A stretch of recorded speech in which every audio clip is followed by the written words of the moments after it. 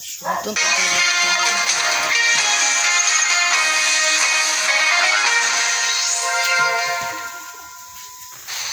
Olá, muito boa tarde. Nessa semana, alunos do 1º ao 5º ano do ensino fundamental da rede municipal de Mogi das Cruzes estão voltando às aulas. E para dar mais segurança ao ambiente escolar, a Secretaria Municipal de Educação desenvolveu a Brigada da Pandemia. A Janaína Rodrigues está na Escola Municipal Professor Adolfo Martini, na Vila Industrial, e vai contar pra gente, né, Janaína, como que funciona esse trabalho, essa brigada. Boa tarde, bem-vinda.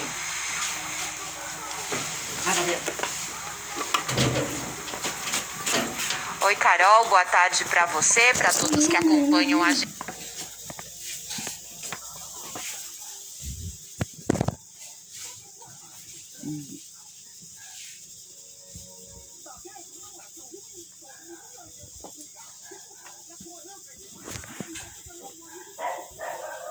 Escola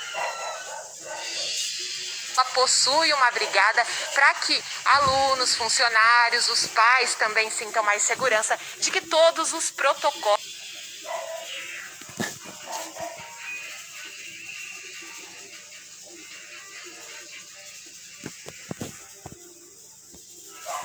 aqui na Escola Adolfo Martini. A Gisele vai falar com a gente. Gisele, como é que vocês estão acompanhando e ajudando nesse retorno para dar mais segurança para todo mundo? Boa tarde.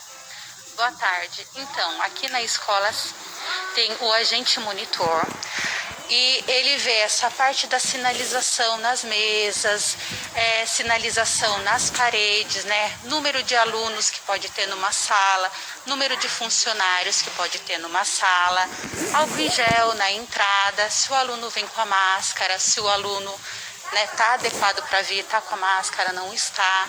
E aí nós temos também o foco interno, que vai ver assim, uma criança não passa bem, ela tá com suspeita de Covid, então vai sinalizar, né, vai conversar com essa criança, levar para o foco externo, que é onde vai estar passando para a Secretaria da Saúde sobre essa criança.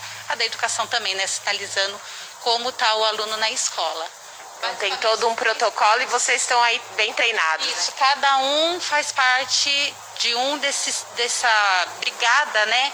Então tem o foco interno, o foco externo, e o qual vê assim essa sinalização na escola está adequada. Tá certo, Gisele, muito obrigada, um ótimo trabalho para vocês. Então a gente está vendo, né, que tem todo esse protocolo. Quem vai dar mais informações para a gente agora é o secretário de Educação, André Stabile. Secretário, boa tarde. Tem aqui na Escola Adolfo Martini, onde a gente está, mas cada escola tem uma brigada, é isso? Foi assim que vocês se organizaram? Boa tarde, Janaína, boa tarde a todos. De fato, sim, nós precisamos fazer essa retomada gradual das atividades. Então, capacitamos os funcionários que são servidores em cada escola, dessas que estão retomando as atividades, para que eles possam nos ajudar na manutenção e na observação dos protocolos sanitários, no sentido de garantir uma retomada segura. Secretário, a gente sabe das regras gerais aí, distanciamento, uso de álcool em gel, a questão da máscara obrigatória, mas no todo são 151 regras, é isso? Exatamente. Nós criamos um dos protocolos sanitários mais rígidos para o retorno gradual das atividades presenciais. Isso tudo no sentido de proteger as pessoas, tanto os profissionais da educação quanto os estudantes e as próprias famílias.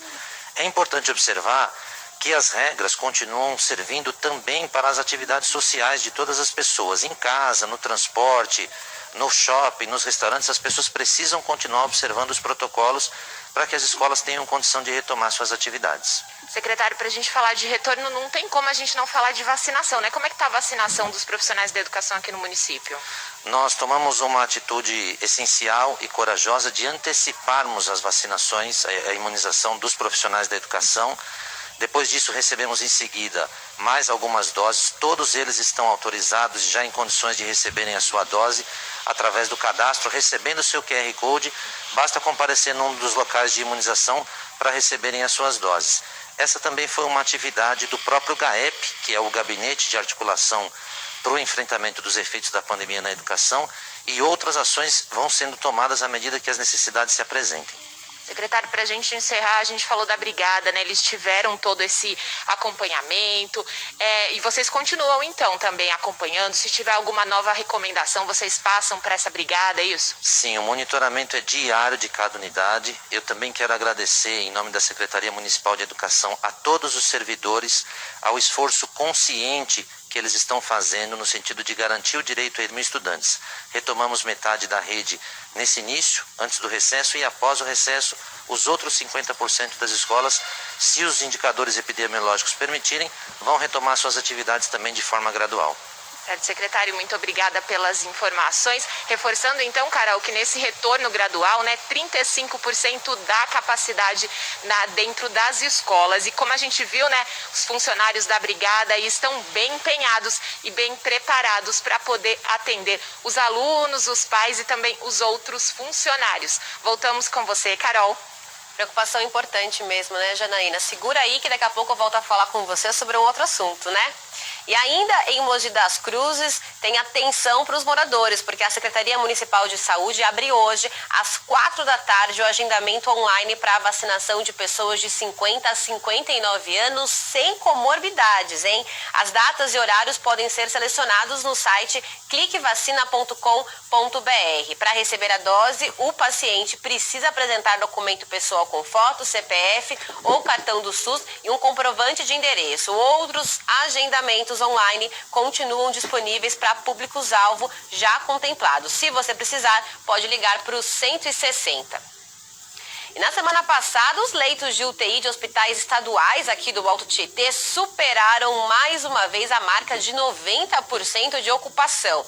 Isso não acontecia desde o dia 26 de abril. Ontem, o índice caiu um pouco, ficou em 88%. A gente tem ouvido falar muito em terceira onda da pandemia aqui no Brasil, que esses números acabam deixando a gente ainda mais assustados, né? Por isso que a gente conversa agora ao vivo com a Adriana Martins, que é coordenadora da Câmara Técnica de Saúde do Condemate, que é o consórcio dos municípios do Alto Tietê. Adriana, boa tarde, obrigada pela participação. Vocês estão, então, monitorando a situação de toda a região, porque apesar da vacinação ter avançado, a gente pode ainda viver mais uma vez o que aconteceu lá em março, em abril, pensando aí nos leitos de UTI? Bem-vinda.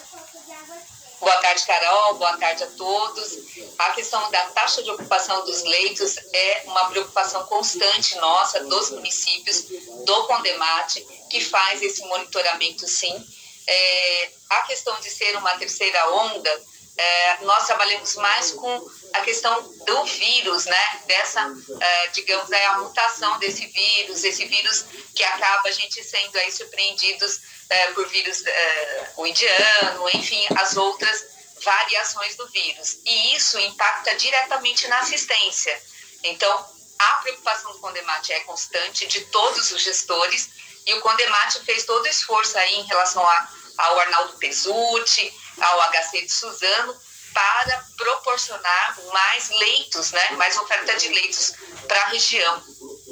Isso que eu ia perguntar, Adriana, caso seja necessário? A taxa de ocupação dos leitos, ela nunca esteve confortável nesses últimos tempos para nós. Então, o Condemate fez todo esse esforço, né, de fazer um acréscimo no Hospital Estadual Arnaldo Pesutti e também no Hospital Estadual do HC de Suzano. Então, esse esforço já é um plano emergencial e estamos trabalhando muito com a Secretaria de Estado para que a gente sempre tenha a capacidade de ampliar caso haja necessidade. A vacina ainda, isso em todo o país, mas também na nossa região, está avançando, né? Devagar, mas está indo. Vocês perceberam a questão, assim, se mudou realmente o perfil das pessoas que estão internadas mais uma vez? Assim, a gente já tinha mostrado que no começo eram mais os idosos, depois os jovens começaram a ter a doença mais grave. Qual que é o panorama aqui da nossa região agora desse perfil? Sim, Carol, esse perfil hoje ele mantém-se variado. Então, nós temos pacientes desde idosos, mas também muitos pacientes jovens em casos graves, né, em quadros graves. Então, isso demonstra, de fato, que o vírus que está circulando, ele tem esse perfil, né, de não atingir apenas um público. Então, isso nos preocupa muito, né, porque a condição de pacientes mais jovens, são eles que estão mais na linha de produção, né, estão mais em contato com outras pessoas, então é uma grande preocupação. Nós temos hoje um perfil bastante variado desses pacientes que estão aí utilizando as UTIs e as enfermarias Covid da nossa região. A imunização, né, Adriana, é muito importante para combater aí a circulação do vírus, né, os casos mais graves. Aos poucos, cada vez mais estão chegando doses, chegou agora na região a Pfizer. Esse tipo de vacina, as equipes tiveram que passar por um treinamento diferente? Se sim, por quê? Sim, o avanço da vacina é uma das situações que a gente precisa trabalhar muito. A grande dificuldade nossa é o recebimento de doses, né? Precisaríamos de muito mais doses para fazer uma cobertura mais adequada da nossa população e amplia-se também, além dos grupos, os tipos de vacina que estamos recebendo. Então, a mais recente introdução foi da Pfizer, e a Pfizer, ela precisou, sim, de treinamento para todas as equipes, todas as secretarias municipais de saúde foram contempladas, e o manejo dela, né, a manipulação dessa vacina é diferente. Mas todos os municípios estão preparados, já realizando essa nova vacina. Mas a gente reforça que a vacina ela é importante, como aquelas medidas, né, já iniciais, de evitar aglomeração, uso de máscara, uso de álcool gel, também é tão importante quanto a vacina. Mas precisamos de mais vacinas, Carol. Com certeza, né? E o Condemate acredita que vai conseguir aqui na nossa região acompanhar o calendário de vacinação do estado, que antecipou, que pretende até setembro, pelo menos, estar com toda a população vacinada? O anseio do Condemate, o trabalho aí de todos é que possamos contemplar o maior número de pessoas vacinadas quanto antes. Nós seguimos o plano estadual de imunização, mas tudo depende do envio de doses. Então, os municípios muitas vezes estão passando por uma situação muito complicada, como se não quisessem vacinar, enfim, mas não é essa a condição. É, de fato, a dificuldade de receber doses suficientes para a nossa população. Essa é a grande dificuldade.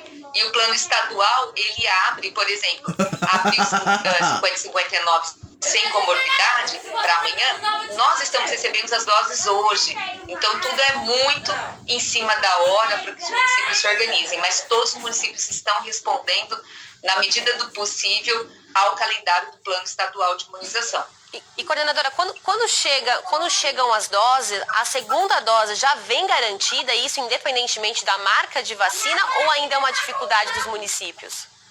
Quando nós recebemos a grade, ela já vem definida como a primeira dose. Então, nós entendemos que a segunda dose está garantida pelo plano estadual, pelo governo do estado. E há falta de mão de obra para fazer a aplicação das vacinas no geral nas cidades ou não? Como está esse quadro? As secretarias municipais de saúde, aí, com o apoio de todos os prefeitos da região, têm se esforçado muito, né? Porque toda a logística de vacinação, ela fica por conta do município. Não é fácil fazer isso. Então, é um esforço imenso de todos, mas isso não tem sido uma condição limitante para que possamos fazer aí a vacinação acontecer nas nossas unidades, nos drives, enfim. Os municípios têm respondido muito positivamente a isso, mas a gente só reforça, precisamos de mais doses de vacina. Com certeza, obrigada. Então a gente vai conversando conforme as atualizações, a gente vai noticiando aqui sempre. Obrigada pela participação, viu? Boa tarde, Carol. Boa tarde a todos. Agora a gente atualiza então os números da Covid aqui na região, porque 4 cidades notificaram mortes pela doença em 24 horas. As últimas vítimas eram uma de Poá, 2 de Biritiba, 5 de Suzano e 17 de Mogi das Cruzes. Foram mais 25 mortes em 24 horas. O total já chegou a 4.360. Em relação ao balanço divulgado na última sexta-feira, foram confirmados mais 931 casos da doença. O total chegou a 102.972 desde o começo da pandemia. dia. Outros 998 pacientes também se recuperaram de Covid no período, chegando ao total de 81.193 recuperados. A média móvel de mortes por Covid-19 aponta para a estabilidade na comparação dos dados atuais com os de 2 semanas atrás. Há 14 dias, a média de mortes estava em 15, enquanto ontem ficou em 17. Já a média de novos casos aponta para um aumento de 47% no período, passando de 328 na média de confirmações de 2 semanas atrás para 483 ontem. O Alto Tietê espera ainda pelo resultado de mais de 21.800 testes da Covid-19, dos quais 104 são de pessoas que morreram com a suspeita da doença. O Diário TV te convida agora para estrutura e até de recursos, mas de um ângulo diferente. Por acaso você já ouviu falar em pobreza menstrual? A Unicef divulgou dados sobre como andam os cuidados com a menstruação de milhares de meninas do Brasil. E acredite, esse assunto pode até parecer um pouco estranho, mas ainda é tabu e de extrema importância.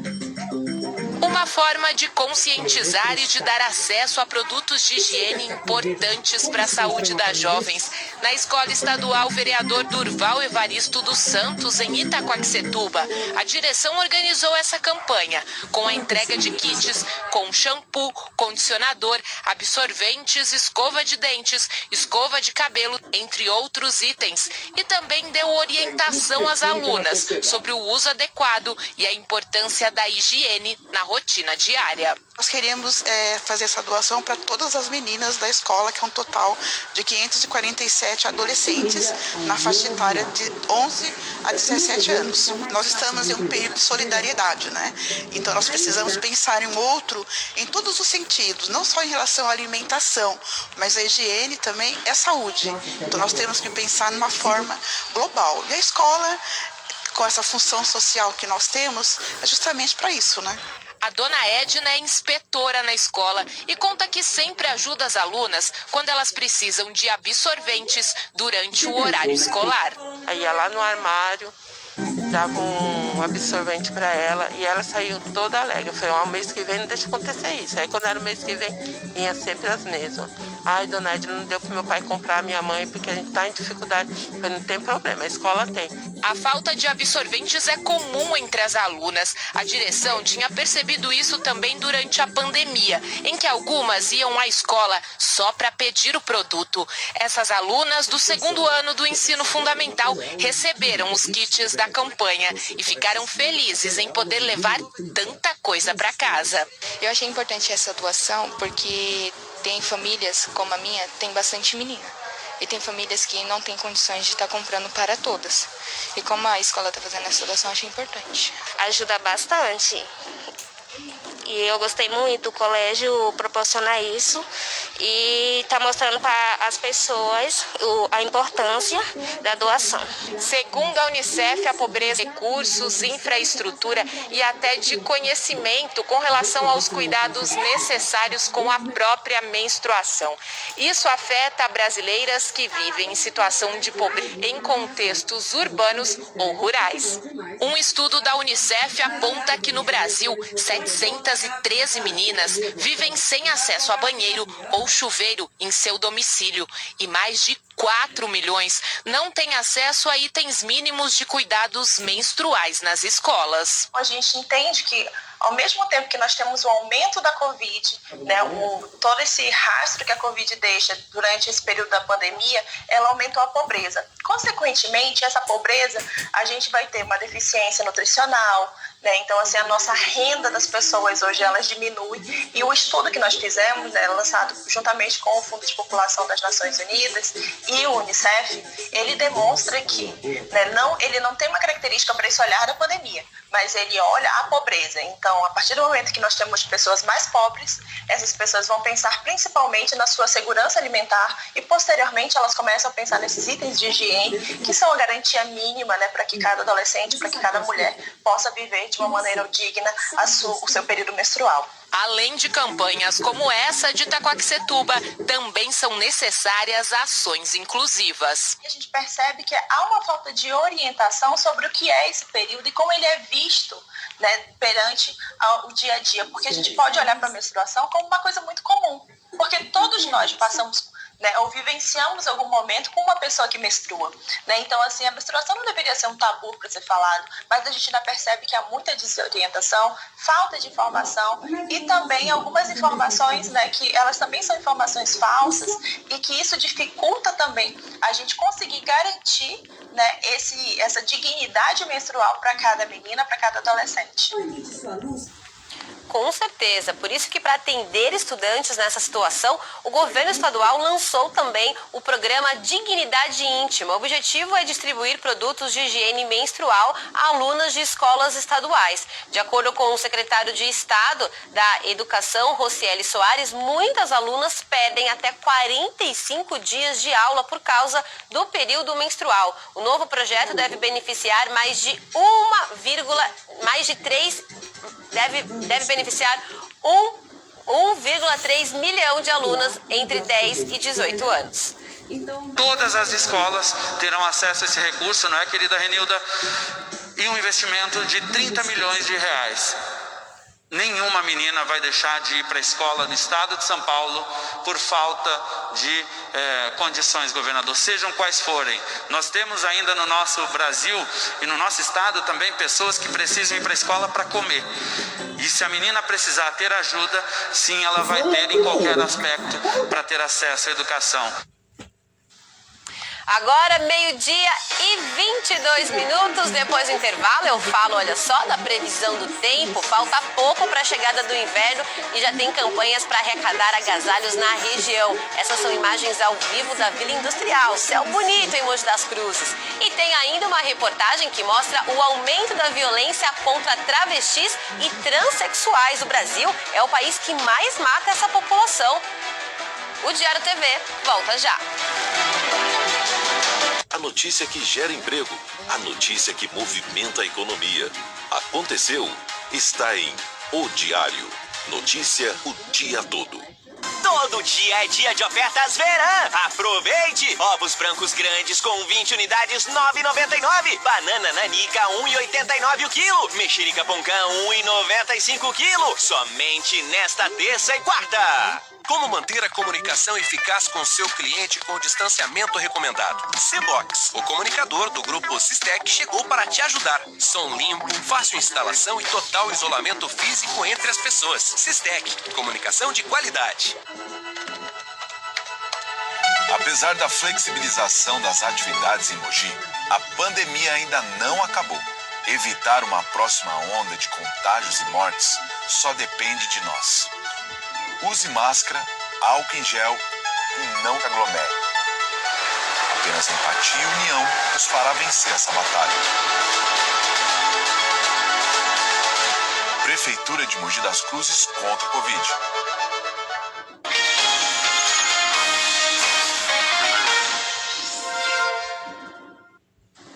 O Canil da Guarda Civil Municipal de Suzano divulgou o resultado de uma ação integrada com a Delegacia de Jundiapeba de Mogi das Cruzes que aconteceu na última semana. Foi um trabalho de busca e apreensão de drogas em um conjunto de prédios. Com o apoio, o cão farejador Dragon, os guardas encontraram uma bolsa cheia de entorpecentes escondida entre alguns materiais de construção ao lado de fora de um dos prédios. No total, foi apreendido cerca de 1 quilo de drogas e detiveram um homem por tráfico de entorpecentes. A equipe também cumpriu o mandado de prisão de outro indivíduo que já era procurado pela Justiça.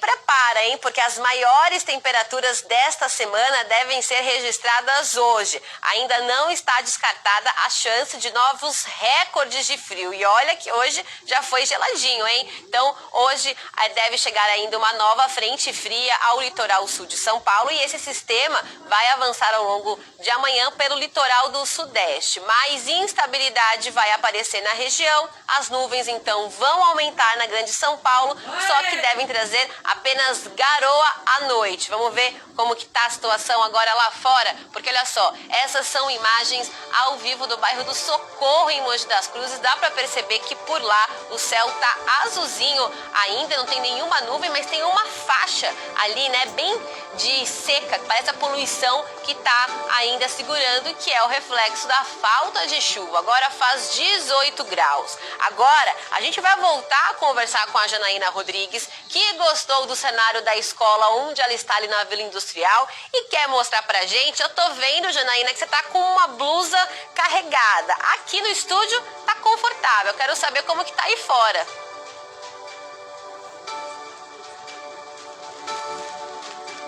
Isso mesmo, Carol, aqui um cenário bem típico de outono, viu? O pátio da escola Adolfo Martini, aqui na Vila Industrial, pátio bem bonito, e é o cenário mesmo de outono. O Vinícius vai mostrar pra gente, ó, tem algumas árvores, algumas folhinhas que caíram no chão, um céu bonito.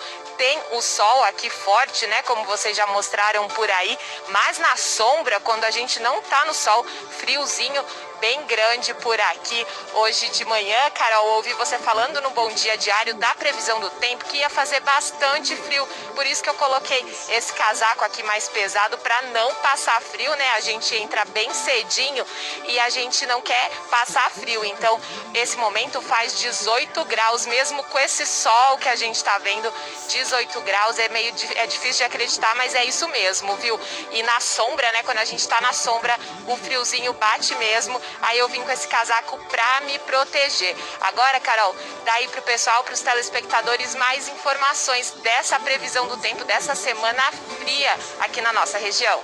Com certeza, pode deixar, porque isso que a gente tá falando, Janaína, o outono, você mostrou um cenário bonito pra gente, né? Mas o outono se despede essa semana, né? Obrigada pela sua participação. Então vamos pros detalhes agora da previsão aqui nas cidades da região. Confere comigo, porque o dia então deve ser de sol, mas nada de chuva ainda. A máxima vai chegar aos 24 graus em Santa Isabel, 23 em Ferraz e Poá e máximas de 22 graus em Mogi das Cruzes e Guararema. E com esse friozinho que tá fazendo, a gente tem que agradecer por ter um cobertor na hora de dormir, uma roupa quente para vestir, né? Mas muitas pessoas não têm condições de comprar tudo o que precisam. Por isso, muitas cidades fazem as campanhas do agasalho. Em Ferraz de Vasconcelos já tem arrecadação. Cássio Andrade. Você que mora em Ferraz de Vasconcelos, tem aí aquela roupa que você não está usando mais, aquele agasalho que está guardado lá no fundo do armário, que tal você doar? Ainda mais nesse período, né? Período de pandemia, tem muita gente precisando. A cidade está fazendo uma campanha para arrecadar não só isso que eu falei, mas também outros itens para ajudar as pessoas que estão precisando. Vou conversar com a Ana, ela é coordenadora do Fundo Social de Solidariedade da cidade. Ana, além de agasalho, aquela calça jeans que não cabe mais, o que mais que vocês estão arrecadando, pedindo doação? Nós estamos pedindo as doações de cobertores, né? E agora, hoje, principalmente hoje que está um dia frio, né? Então, cobertores, meias, se fosse possível, né? Uma doação de produtos novos, né? Caso não sejam novos, a gente peça para aquela pessoa, quando for doar, ela entregar a roupa limpa, até mesmo por conta do vírus, né? Por conta da pandemia. Cachecol, meia, touca e muito cobertor para aquecer as pessoas aqui da cidade de Ferraz. Como é que vocês estão arrecadando esse material? Vocês montaram uma rede de coleta pela cidade? Sim, hoje nós estamos com várias caixas de arrecadação em todas as escolas municipais, estaduais e comércios da cidade. Já está espalhado a caixa, identificando já a campanha Aquece Ferraz. O inverno está aí quase um mês da gente já, né? Está chegando. Vocês têm uma meta, assim, para arrecadar uma quantidade até o início da nova estação? Até o momento nós arrecadamos 200 cobertores, teremos ainda uma outra doação que é da Associação Comercial. Eu espero arrecadar até 1.000 cobertores aí para esse inverno. 1.000 pessoas está bem aquecida. Legal, vamos falar da outra ponta. Quem é que vai receber esse material? Ó, esse material, nós temos hoje em Ferraz polos auxiliadores. Eu espalhei polos em toda a cidade para que a gente possa estar em todos os bairros, né? Então nós temos aí entidades, ONGs, toda a parte do terceiro setor, igrejas católicas, evangélicas, cristãs, uma equipe de LGBT+, também está fazendo esse trabalho conosco, e aí eles vão fazer essa captação nas comunidades, passando para nós já o nome das pessoas, né? E qual estágio de vulnerabilidade essa pessoa está, e também nós temos algumas casas de recuperação que elas não eram assistidas e agora o fundo acompanhar essas pessoas que estão nas casas. Legal, Ana, obrigado pelas informações, boa campanha para vocês aí, que vocês consigam bater essa meta, extrapolar a meta, vamos passar, ajudar nunca é demais, né? Isso. Conto com a ajuda de todos que estão aí assistindo, pode ir nos comércios, nas escolas, entregar aí todos os seus agasalhos para que a gente possa aquecer aí as pessoas ferrazenses. Legal, obrigado, viu? Além dos pontos que a Ana falou, você pode passar também lá na sede do Fundo Social de Solidariedade. O endereço é a Rua Santa Catarina, número 206, na Vila Romanópolis. O telefone para mais informações é o 4674-1393. Cássio Andrade, para o Diário TV. Obrigada, Cássio. Em junho é comemorado mundialmente o mês do orgulho LGBTQIA+. Para a gente falar sobre esse movimento aqui na região, a nossa equipe de reportagem conversou com uma família que luta contra a homofobia e o racismo e uma representante do Fórum Mogiano que falou sobre a violência e as mortes. Já são 6 meses sem nenhuma notícia. A transexual Nathalie, de 23 anos, a polícia está à procura de 4 pessoas que estariam envolvidas no desaparecimento da jovem. Segundo agências internacionais de direitos humanos, o Brasil é o país que mais mata travestis e transexuais no mundo. A cada 36 horas, um LGBTI+ brasileiro é vítima de homicídio ou suicídio. Nos últimos 10 anos, foram 5.047 mortes violentas, de acordo com o Grupo Gay da Bahia. Em 2020, o número de assassinatos caiu quase 28% em relação a 2019, mas não é motivo para comemoração. Essa diminuição veio, claro, né, com a pandemia, que fez as pessoas LGBTs ficarem mais em isolamento, mas não quer dizer que a homotransfobia ainda não exista nesse país. O que é preocupante. Sim, porque sabemos que nós LGBTQIA+, vivemos no Brasil, e o Brasil tem o ranking das mortes, a pessoa humana LGBTQIA+. E, inclusive, as que são mais perseguidas, mortas, é o meu público, que é de transexuais e travestis. Por causa disso, a expectativa de vida deles é de 35 anos, menos da metade da média nacional, que é de 75 anos, ainda segundo o Grupo Gay da Bahia. E nem toda homofobia é caracterizada pelo assassinato de gays, lésbicas, trans. Ela, às vezes, tem contornos mais sutis, mas existe. Foi o que aconteceu com a família homoafetiva da Mariana. Ela acredita que o filho não conseguiu uma vaga de emprego por ser transgênero. Ele passou muito bem por todas as perguntas que foram perguntadas, pela prova que foi feita, porém ele não foi chamado para poder estar fazendo esse serviço. E ele sentiu que foi devido, né, ele ser negro e ser um transgênero, né? Que no caso ele nasceu com o sexo feminino, mas não se reconhece como o sexo feminino, ele se reconhece como masculino, e isso torna ele um rapaz transexual, né? Segundo Mariana, não tem um dia que ela e a família não sejam vítimas de homofobia e também de racismo. As pessoas apontam, tem pessoas que falam que as meninas se transformou por causa de mim, que fui primeiro. Isso não tem nada a ver, porque orientação sexual não se escolhe, já se nasce. A sociedade, ela tem um padrão ilusório que ela acha correto, que são pessoas magras, pessoas de pele clara, né? E pessoas heterossexual que para eles são viáveis para dentro da sociedade. Para a vice-presidente do Fórum LGBTQIA+, de Mogi das Cruzes, é preciso que as autoridades continuem investindo em políticas públicas e que estimulem a sociedade cada vez mais a discutir o tema. Nós temos que debater e lutar contra essas falas de ódio, né? Quando você fala em debater, seria como isso aí? Em movimentos sociais LGBT, até mesmo, né, com políticas públicas e de toda forma dizer não, vivemos, existimos e vamos lutar para existir. E vocês não vão nos matar. As pessoas ainda colocam determinadas barreiras, falando que é a conservação, que é a criação, e isso não existe. A sua orientação sexual não julga o seu ser, a sua essência e o seu caráter.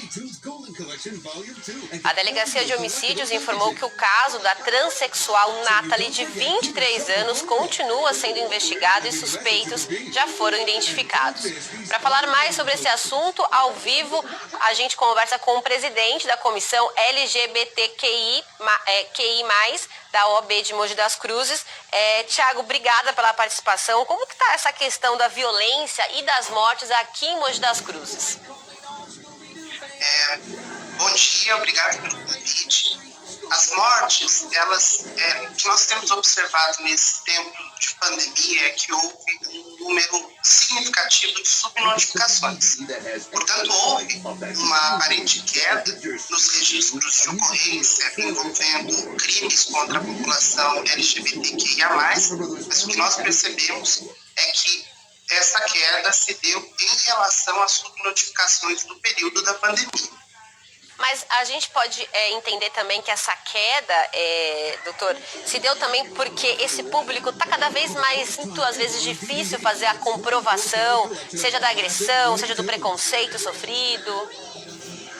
Sem dúvida. Há 2 anos atrás, o STF reconheceu as condutas homofóbicas como uma espécie de racismo.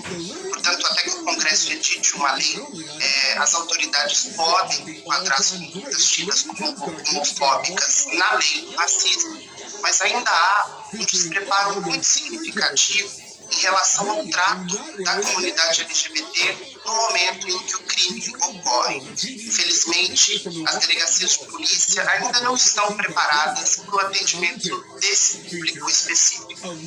E aí, doutor, além de fazer boletim a uma agressão ou é vítima, então, de preconceito por ser homossexual?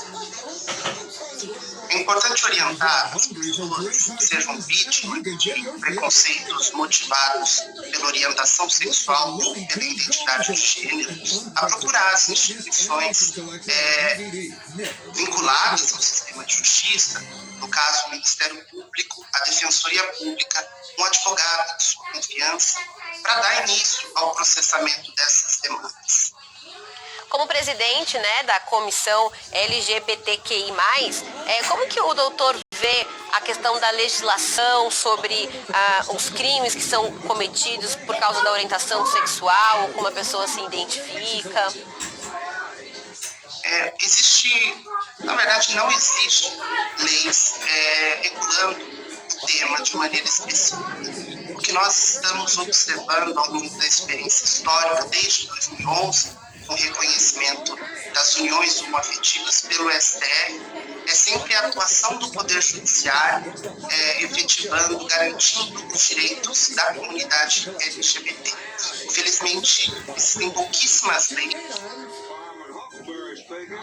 O Estado de São Paulo tem uma lei 10.948 de 2001, é, portanto, um dos primeiros estados a regulamentar a questão em âmbito administrativo, mas ainda assim nós buscamos sempre nos socorrer do Poder Judiciário diante dessa total ausência de produção legislativa acerca da tutela dos direitos da comunidade LGBT. O que é necessário, quanto tempo hoje em dia, doutor, a justiça dá um parecer em favor dessa vítima?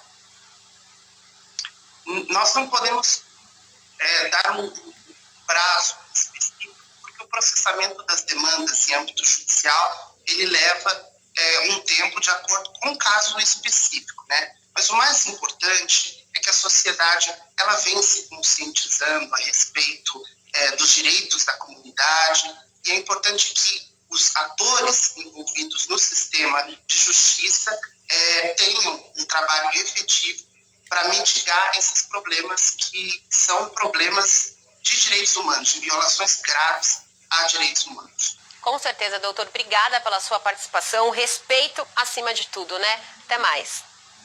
Até mais. Obrigado. No próximo bloco tem o quadro de Olho nas Compras e a gente vai falar daquelas ligações de telemarketing, sabe? Que muitas vezes são consideradas inconvenientes. E ainda hoje de manhã foi dia de falar da água, um recurso natural que precisamos preservar, e as nascentes foram o foco da atividade do Junho Ambiental em Mogi. Agora 12h41, o Diário TV volta daqui a pouquinho. É hora de dizer vacina sim. Ela protege você e protege os outros. E mesmo depois de tomar a vacina, continue tomando todos os cuidados. Mantenha o distanciamento social. Use máscara e álcool em gel. Vacina sim. Vacina sim. Uma campanha do Consórcio de Veículos de Imprensa para Todos.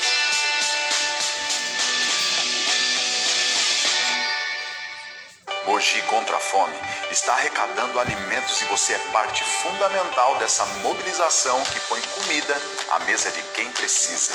Entre em contato. O distanciamento social. Use máscara e álcool em gel. Vacina sim. Vacina sim.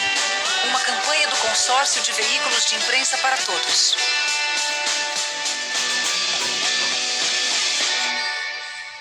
Mogi contra a Fome está arrecadando alimentos e você é parte fundamental dessa mobilização que põe comida à mesa de quem precisa. Entre em contato e faça sua doação. Prefeitura de Mogi das Cruzes. Unidos contra a fome. Surge mais um incrível movimento da Elmore para o seu bairro consolidado. Chegou a nova fase do Reserva Ipoema. Toda a tranquilidade da vida em um condomínio de casas, agora também traduzida em apartamentos de 3 dormitórios, com suíte, lavabo e depósito. Conheça também a opção com 2 suítes. Aproveite seus dias em um residencial com ar de clube e espaços inteligentes para facilitar a rotina. Venha fazer parte da vida do bairro, que é o maior charme de Mogi.